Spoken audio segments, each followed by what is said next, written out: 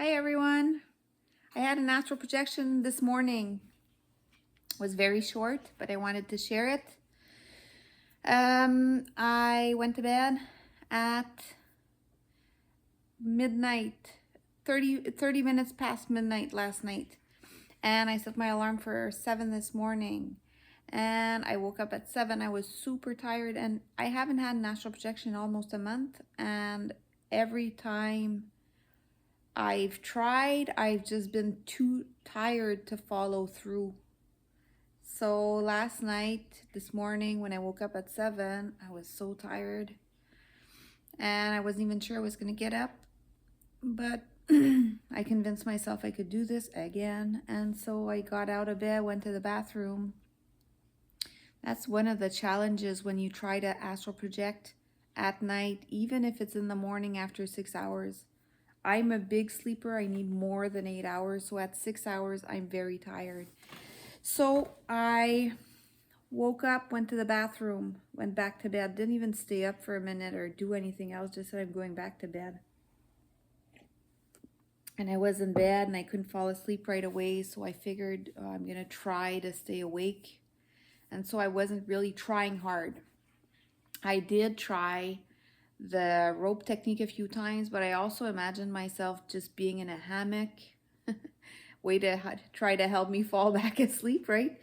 And I was rocking in the hammock, and sometimes I'd pull the rope, rock in the hammock, or just like try to be present in my room, like not fall asleep. So remember that the walls are there, ceiling's there, I'm in my bed, I can feel my body on my bed, I hear myself breathing, stuff like that. I just spent an hour doing that over and over. And then I think I probably went back to sleep more than once, in and out, in and out. And then at some point I realized, oh, I'm not in my bed. I realized I was laying down on the floor in my living room. I don't know why. In my bedroom, my head is facing south and my feet north, and in my living room I was completely the other way around. So my head was facing north, my feet were facing south. I was laying there. When I realized I'm laying there, I heard in my kitchen the voice of my daughter. She doesn't live with me, so she's not here, she wasn't there. But that made me realize I'm out. That made me realize, oh, I'm in astral already. Hearing my daughter's voice made me realize it faster than me being laying down on my living room floor right here. And when I realized I was there, I started to float out in front. And you know what? I had to imagine a rope because I'm so used to pulling the rope these past few times, pulling on the rope, that I wanted to get up, and I found a rope. I pulled the rope.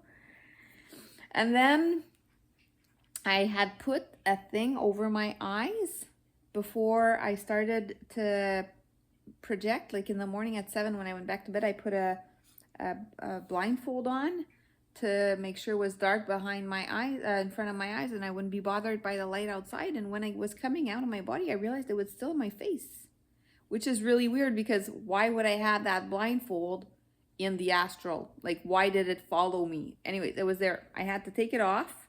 Then I could see everything. Then a flash of a second, I was outside in my front yard, and I wasn't sure what to do with my time there. I know I have a plan, but because I was outside, and that happens sometimes, you think you have a plan of what you're going to do when you get out. It happens to me. Like, I found myself outside and my plan doesn't start outside. And so I kind of get confused for a minute, like, what am I supposed to do now? Whatever. And because your time is limited when you're out, you get stressed. You want to do something, you don't want to lose the astral projection state. And anyways, so that's what happened is I completely threw my plan out the window and whatever. And I decided, okay, I'm going to just at least try to go somewhere. And so I pushed down on the ground with my feet, and I pushed myself up, and started to fly up into the sky really fast, and I practiced acceleration. And what's neat to notice is there weren't any houses. It was just like trees and like prairies. It was just undeveloped land here outside of my house.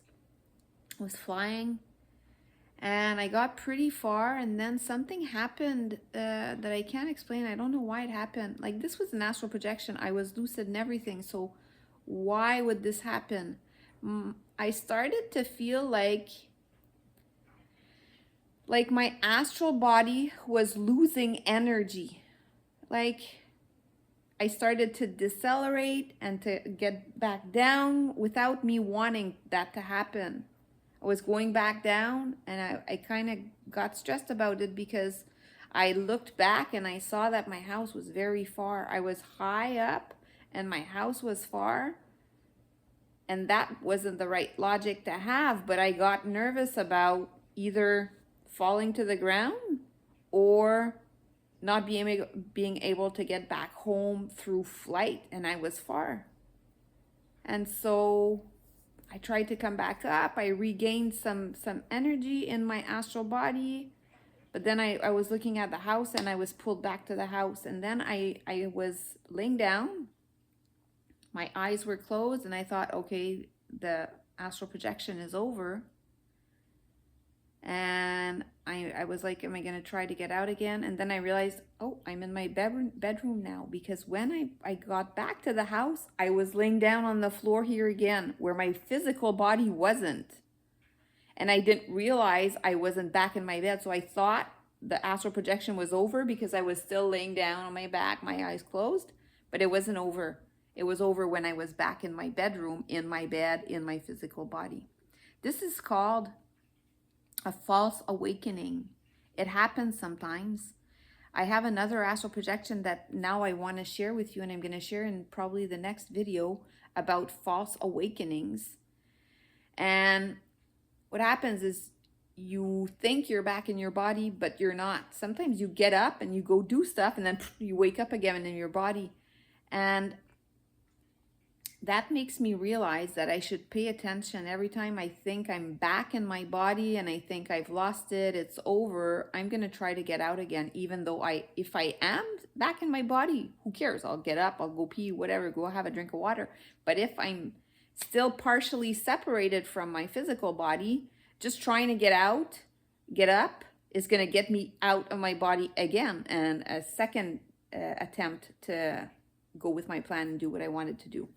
So yeah, it was weird that my daughter was in my kitchen, because at 7 in the morning when I laid in my bed, I asked my guide, please wait for me in my living room, in this area here. I asked my guide, please wait for me there when I'm out. And so when I came out, my daughter's voice could be heard in my kitchen. And you guys already know my guide likes to shapeshift into the form of someone I know and love and would not be nervous of having in my home.